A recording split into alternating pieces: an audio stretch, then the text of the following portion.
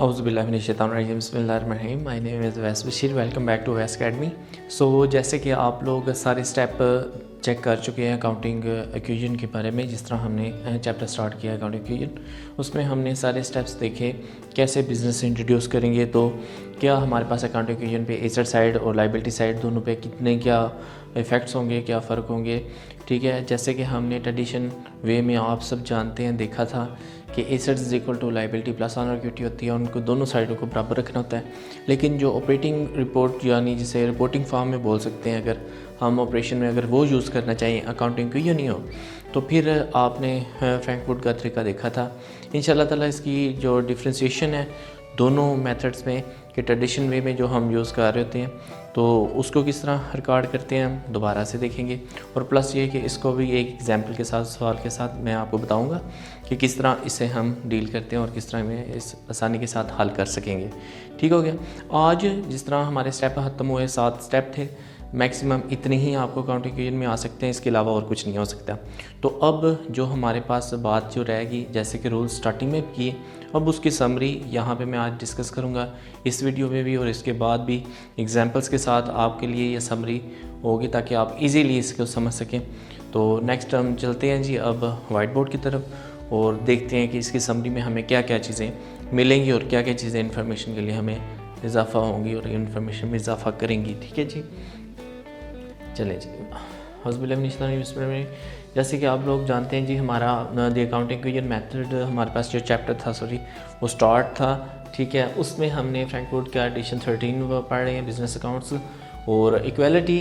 आज का टॉपिक जो है equality the accounting, equality of कर लें, इक्वालिटी दी अकाउंटिंग इक्वेशन। इसमें किस तरह हमारे पास दोनों अकाउंटिंग इक्वेशन का मतलब ये है assets is equal to liability plus owner equity. अगर हम एसेट्स में से लायबिलिटीज़ माइनस करते हैं यानी नेट एसेट्स लिखना चाहते हैं, ठीक है, यानी हम कुछ मेथड्स हैं जिसमें हमने अगर तो रिपोर्टिंग फॉर्म में करना है तो फिर उसमें क्या करना है, हमने एसेट्स में से माइनस करना होता है लायबिलिटीज़ एंड देन फिर उसको कैपिटल के बराबर लाना होता है, तब भी ठीक है। अगर हमारे पास ट्रेडिशन वे में हो तो इसका मतलब होता है अकाउंटिंग इक्वेशन वैसे भी जो फार्मूले के लिहाज से अगर हम देखें तो वो बनती है assets is equal to liability plus owner equity. तो उसकी हम इक्वालिटी इधर देखेंगे कि किस तरह बराबर आएगी, क्या इफ़ेक्ट्स होंगे, तो फिर क्या हमारे पास डीलिंग होगी। तो ज़्यादा जो यूज़ होता है वो ट्रेडिशन वे ही होता है। तो इंशाल्लाह ताला हम इसकी थोड़ी सी जिस तरह एग्जांपल्स में आपको थोड़ा सा कम्प्लेक्सिटी आई होगी कि किस तरह ये हो रहा है। लायबिलिटीज़ में से फिर हमारे पास जितने एसेट्स टोटल हो जाते हैं फिर लायबिलिटी हम माइनस करते हैं, फिर उसके बाद हम बैलेंस शीट में जिस तरह हम रिकॉर्ड करते हैं, बैलेंस शीट भी एक कह लें अकाउंटिंग इक्वेशन की फॉर्म है, यानी उसमें भी हमने एसेट साइड और लायबिलिटी और कैपिटल को बराबर रखना होता है। और इसी तरह हम अकाउंटिंग इक्वेशन में भी देख रहे होते हैं एसेट साइड हमारी बराबर हो लायबिलिटी एंड ऑनर इक्विटी की। सो फाइनेंशियल पोजीशन पे उसके इफेक्ट्स देखिए जिस वक्त, क्योंकि बैलेंस शीट में हम फाइनेंशियल पोजीशन भी बोल सकते हैं, तो देखें तो हमारी दोनों साइडें बराबर आई। फॉर एग्जांपल जैसे आप लोग चेक कर रहे थे स्टेप 1 से 7 तक, तो उसमें जितनी भी हमने इंट्रोडक्शन करवाई, हमने इन्वेंट्री परचेज़ की, इन्वेंट्री सेल की, उसकी जितने भी इफेक्ट्स से हम करने के बाद जो भी हमारे पास आते थे एट दी एंड बैलेंस हमारे बराबर आते थे, कैपिटल के बराबर आते थे। हम जो एक साइड रखी होती थी उसमें से एसेट्स टोटल करके लायबिलिटीज़ में माइनस करते थे, फिर उसको हम देखते थे, कंपेयर करते थे क्या कैपिटल के बराबर है, तो फिर हमारे दोनों साइडें जो हैं वो बराबर आती थी। तो इसी तरह हम आज के टॉपिक की तरफ चलेंगे, equality of the accounting equation या इक्वालिटी द अकाउंटिंग इक्वेशन। तो इसमें हमने बराबर उसको करने हैं, दोनों साइडों को चेक करेंगे किस तरह इफेक्ट्स हैं और किस तरह इसको डील किया जाता है। नंबर ऑफ़ ट्रांजैक्शन जो मैंने रखी है वो है 7, ठीक है। और फिर हमने देखा है उसकी एसेट साइड पे क्या इफेक्ट्स होंगे, फिर उसके बाद लायबिलिटी, कैपिटल एंड लायबिलिटी बोल रहे हैं, लायबिलिटी एंड कैपिटल साइड देख लें उस पर क्या फ़र्क होगा, और effects on statement of financial position यानी फाइनेंशियल पोजीशन पे होकर, यानी उसके ऊपर क्या फ़र्क होगा, यानी उनकी जो हमारी एसेट साइड है उसकी किस जगह पे वो इफ़ेक्ट्स करेगी, और अगर लायबिलिटी या कैपिटल साइड है तो वहाँ पे जाके किस चीज़ की क्या, कौन सी चीज़ में कमी होगी, किस चीज़ में इजाफा होगा, तो वो आज हम देखेंगे। फर्स्ट ऑफ़ ऑल मैंने रखा जी, फर्स्ट मैं एग्जांपल के तौर पे आपके लिए छोटे छोटे ये जो है टॉपिक्स रखे हैं ताकि मिसालों के साथ आपको इजीली क्लियर हो सके। लेकिन पहले हम उसकी थीम चेक करेंगे क्या चीज़ है। अगर फॉर एग्जांपल हमारे पास अगर ऐसे गिवन है, फॉर एग्जांपल कहता है कि एसेट्स में भी इजाफा हो रहा है और लायबिलिटी में इजाफा हो रहा है, तो इसका मतलब क्या है? इसका मतलब ये होगा कि ईच साइड एडिड इक्वली क्या कहते हैं कि वो कहते हैं दोनों तरफ पे एक ही रकम इतनी ही, यानी कोई भी एक अमाउंट आप कर लें, 1 लाख है, 2 लाख है, 4 लाख है, वो दोनों तरफ सेम अमाउंट उसी तरह ऐड हो रही है। उसकी कुछ भी रीज़न्स हो सकती हैं। अगर स्टार्ट पे होगा तो इसका मतलब होगा कि उसका इंट्रोडक्शन कोई बिज़नेस ही हो रहा है, यानी ऑनर कोई ना कोई चीज़ इंट्रोड्यूस करवा रहा है। फॉर एग्जांपल वो कैश में भी हो सकती है, वो मशीनरी के साथ भी इंट्रोड्यूस करवा सकता है। तो दोनों तरफ, जिसमें फॉर एग्जांपल हम कहते हैं कैश से वो अपना बिज़नेस स्टार्ट कर रहा है, तो पहले तो कैश हमारा एसेट होता है, उसमें इजाफा होगा। और दूसरा हमारे पास क्या है कि जितनी रकम इंट्रोडक्शन के लिए कैपिटल हम बिज़नेस स्टार्ट के लिए हो तो वो कैपिटल में इजाफा करती है। तो फिर हम उसको क्या बोलेंगे कि हमारे पास क्या एसेट साइड पे भी इजाफा हुआ, और दूसरा हमारे पास कैपिटल साइड यानी कैपिटल एंड लायबिलिटी साइड वहाँ भी इजाफा हुआ। तो दोनों तरफ हमारे पास बैलेंसेस बराबर आएंगे और दोनों साइडें इक्वल होंगी। इतनी बात क्लियर। यहाँ पे एग्जांपल्स में मैंने रखा है, कहते हैं बैंक अकाउंट यानी कैश एट बैंक हमने इंट्रोड्यूस करवाया है अपने स्टार्ट में, यानी जो मालिक हैं वो क्या करते हैं अपना अकाउंट शो कर रहे हैं कि मैंने बिज़नेस स्टार्ट किया अपने बैंक बैलेंस के साथ। तो इसका मतलब यह है हमारे पास बैंक यानी कैश एट बैंक यानी बैंक अकाउंट हमारा एसेट होता है, उसमें इजाफा हुआ कि जितनी रकम से वो इंट्रोड्यूस करवाएगा। और दूसरा इफेक्ट क्या होगा, कैपिटल में इजाफा होगा।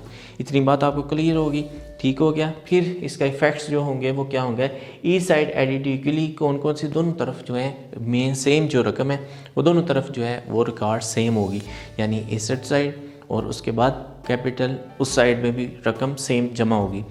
ये क्लियर, पहला पॉइंट तो बहुत इजी, कोई मसला नहीं, क्लियर हो गया, ठीक है।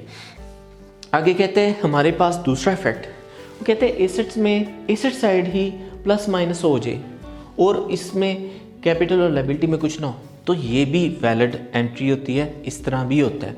इसका मतलब क्या होता है, इसका मतलब होता है a plus and A minus, एक इजाफा हो रहा है एक कमी हो रही है, ठीक है। Both on the asset side cancelling each other out, वो क्या कर रहे होते हैं, एक में इजाफा कर रही हैं तो दूसरी साइड उसी साइड पे ही क्या हो रही थी, कमी हो रही थी, वो आपस में कैंसिल हो रही होती हैं। तो फ़र्क चीज़ों का कुछ भी कहीं भी नहीं शो होता। इसका मतलब क्या है, अब जिस तरह मैंने एग्जांपल आपको बताई है कि हमने क्या किया, गुड्स परचेज बाय चेक है।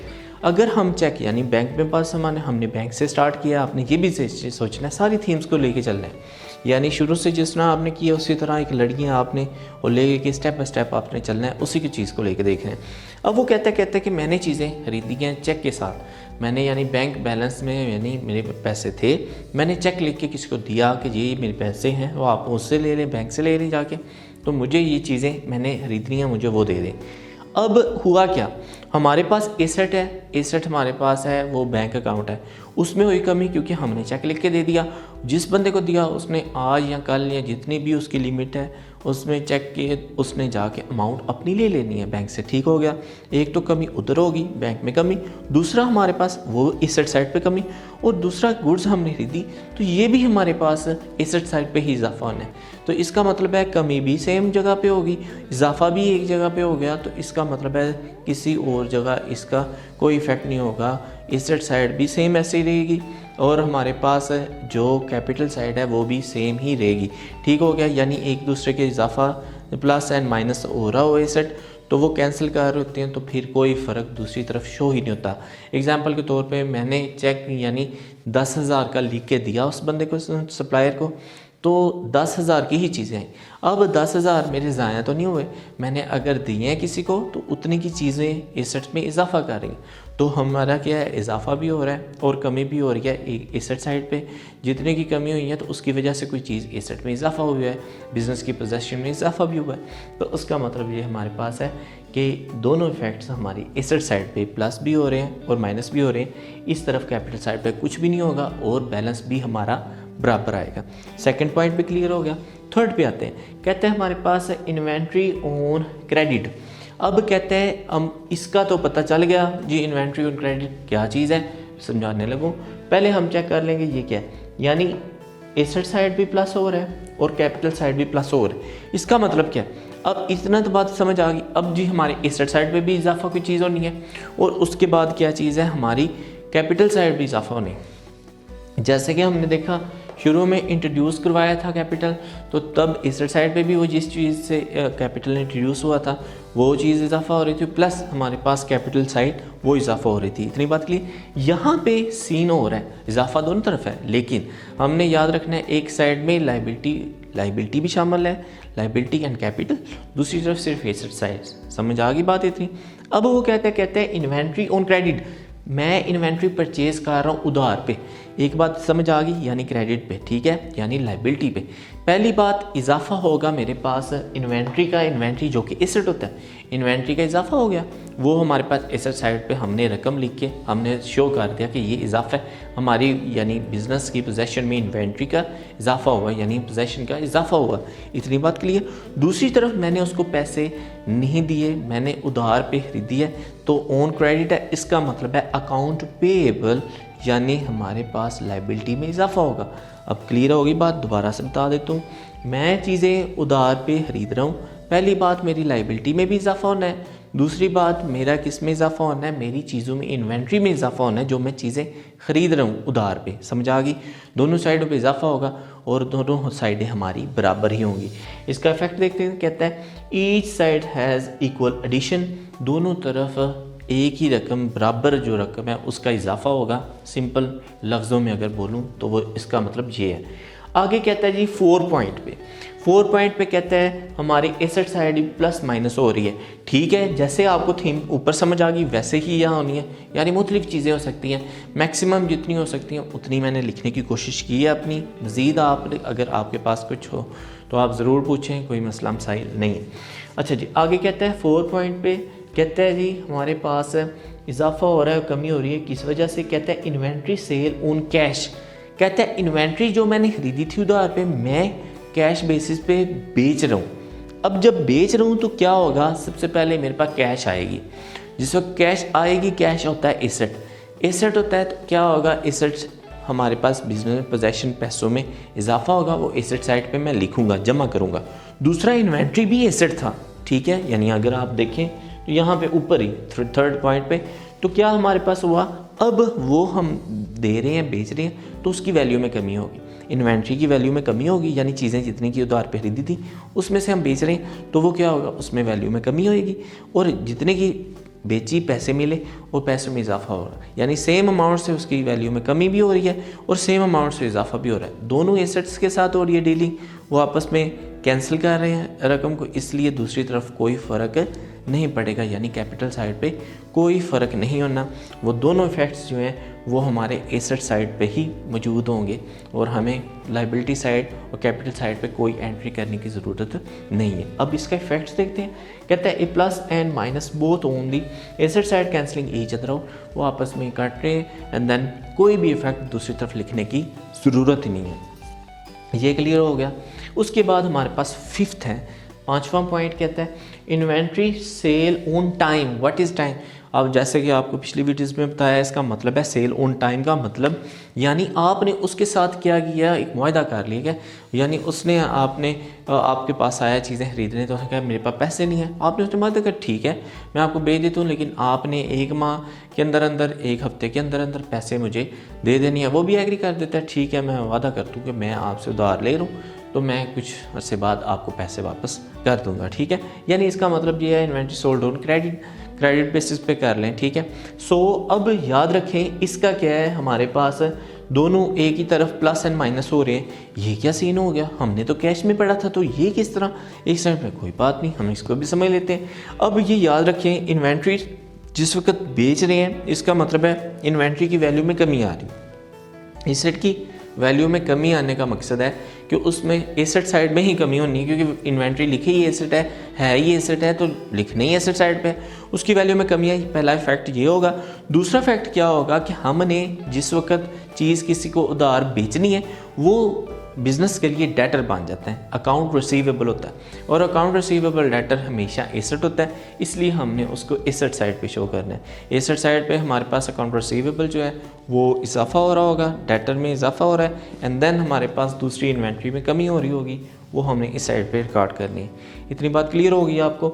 उसके बाद हमारे पास इसका इफेक्ट देखते हैं, कहता है plus and minus both on the asset side cancelling each other out, दोनों एक साइड पे एसेट साइड जो है आपस में कैंसिल कर रहे हैं, इसका effect liability side capital side पे कोई फ़र्क नहीं होगा, दोनों इफ़ेक्ट इसके एसेट साइड पे हैं, इसलिए हमने इधर ही डील करने के बाद इसको छोड़ देना और हमारी साइडें जो हैं बिल्कुल बराबर होंगी। अगला इफ़ेक्ट जो हमारे पास है वो है 6 पॉइंट माइनस हो रहा है एसेट साइड पे भी और माइनस हो रहा है कैपिटल एंड लायबिलिटी साइड पे। इसकी रीज़न क्या है, पेमेंट टू क्रेडिटर। क्रेडिटर का क्या मतलब है, क्रेडिटर कौन होता है, क्रेडिटर ऐसा बंदा है जिससे हमने चीज़ें उधार पे ली। अब चेक करेंगे क्या हमने कहीं उधार पे कभी चीज़ खरीदी, हम जिस वक्त जाएंगे इन्वेंट्री ऑन क्रेडिट, तो इसका मतलब है ये जो थर्ड पे हमने इन्वेंट्री उधार पे खरीदी थी। अब क्या हुआ, दोनों तरफ माइनस हो रही, ये क्या बात हुई, हमने क्या है कि ये किस तरह होगी, हम उसकी इफेक्ट देख लेते हैं। यानी जिस वक्त पेमेंट ऑन क्रेडिट होगी, इसका मतलब ये है कि जिस वक्त क्रेडिटर को हम पैसे दे रहे होते हैं, सबसे पहले हमारी कैश में कमी होगी। कमी होने के बाद पहला इफेक्ट एसेट्स में वैल्यू में कमी, वो बाय चेक हो बाय कैश हो, जैसे कि सिचुएशन आपको, जैसे कि प्रॉब्लम्स हो, जैसे कि ट्रांजैक्शंस हो, आपने खुद को वैसे ही डील करना है, वैसे ही रिकॉर्डिंग करनी है। ठीक है, पेमेंट टू क्रेडिटर है, हमने क्या करना है, पहला इफेक्ट एसेट्स में कैश में या बैंक में कमी होगी। दूसरा इफेक्ट अकाउंट रिसीवेबल, एक अलग चीज़ है अकाउंट पेबल। रिसीवेबल से हमने वसूल करने, याद रखना मिक्स नहीं करना, account receivable account payable mix नहीं करना। अकाउंट रिसीवेबल जिससे आपने पैसे वसूल करने, अकाउंट पेबल जिसको अदा करने, दोनों साइडें डिफरेंट होती हैं। अकाउंट रिसीवेबल एसेट साइड पे होता है, अकाउंट पेबल क्रेडिट साइड होता है। दोबारा से मैं बता दूं, जो पेमेंट करनी है पहले कैश से कमी होगी, दूसरा अकाउंट पेबल में कमी होगी जो कि लायबिलिटी साइड पे लिखा हुआ है। जिस वक्त हमने यहाँ पे रिकॉर्डिंग की थी तो हमें जमा हुए थे, क्या हुई थी, लायबिलिटी में इजाफा हुआ था और हमारे पास क्या है, क्रेडिटर में भी इजाफा हुआ था। लेकिन यहाँ पे हमने जिस वक्त पेमेंट करनी है तो क्या कैश में कमी होगी एंड देन दूसरी तरफ हमारे पास क्या होगा, हमारी जो अकाउंट पेबल है उसमें भी कमी हो जाएगी वैल्यू में, यानी अब हमने उसको पैसे कम देने होंगे, अब हमें कोई परेशानी नहीं होगी। इसका इफेक्ट देख लेते हैं। इफेक्ट कहता है each side has equal deduction, दोनों तरफ हमारे पास क्या है कि सेम अमाउंट के साथ कमी वाक़या होगी। सो सिंपल, कोई मुश्किल बात नहीं। ठीक है, पेमेंट अदा कर रहे हैं, पहली बात है हमारे अकाउंट में कमी होगी, जो उसने हमारा रिकॉर्ड बनाया होगा जी फलाने बिजनेस से हमने पैसे लेने हैं, तो वो कम हो जाएगा क्योंकि हमें उसने देखा होगा कि जी ये तो आके पेमेंट कर गए, और हमारे कैश में जिससे हम पेमेंट कर रहे हैं जिस मेथड के साथ, उसमें क्या हो गया कि वो कमी होगी। इतनी बात क्लियर होगी।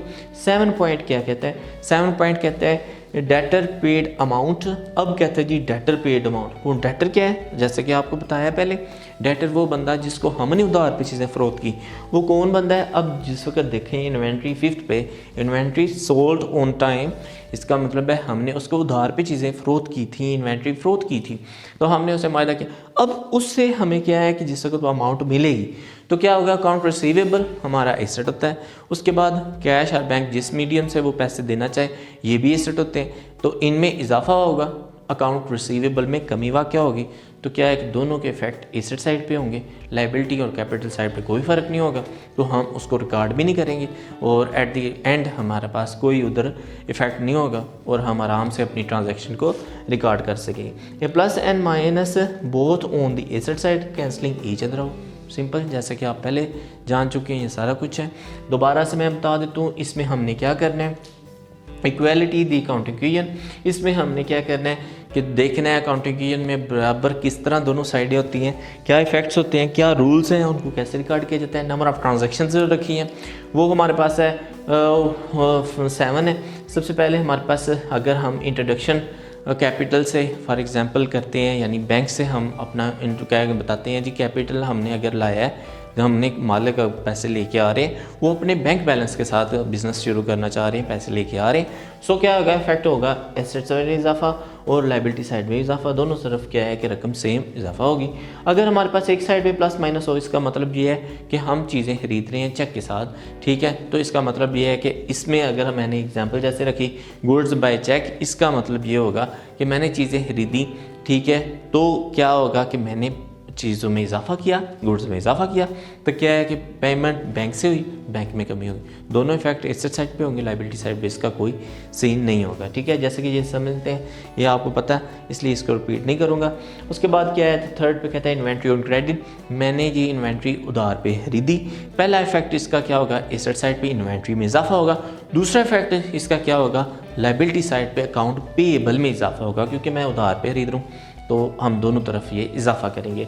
फिर आगे फोर्थ में कहता है जी inventory sale on cash. Inventory हम पैसों पे बेच रहे हैं, इन्वेंट्री भी एसेट और कैश भी हमारे पास एसेट होते हैं, दोनों के इफेक्ट इधर ही होने। कैश में इजाफा तो उसके बाद इन्वेंट्री में कमी, क्योंकि वो बेच रही हैं तो उसकी वैल्यू में कमी आ जाएगी। दोनों plus and minus same position पे सेम साइड पे ही होंगे, लाइबिलिटी साइड पे कोई फ़र्क नहीं पड़ेगा।